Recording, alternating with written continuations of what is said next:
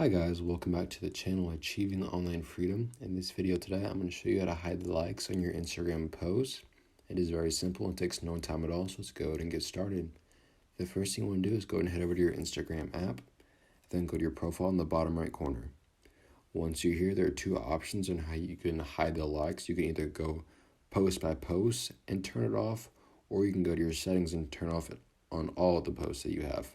But I'll go ahead and show you with the first one. Just to do one post, you can click on the three little dots at the top right corner of each post and click hide like count. So it'll just turn off how many people have liked on your post.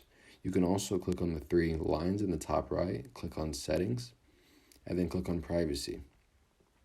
Once you're here, you can click on post, and then at the very top it will say hide like and view counts. So when you turn this on, you won't be able to see the total number of likes and views on posts from other accounts. You can hide like counts on your own posts when you create them by going to advanced settings and turning on hide like and view counts on this post. So those are the two ways how to turn off likes on your posts. Hope this video did help you. If it did, please make sure to like and subscribe to the channel. I'm trying to reach 1,000 subs by the end of the year, and I cannot do it without your help. I just want to say thank you for watching, and I will see you in the next one.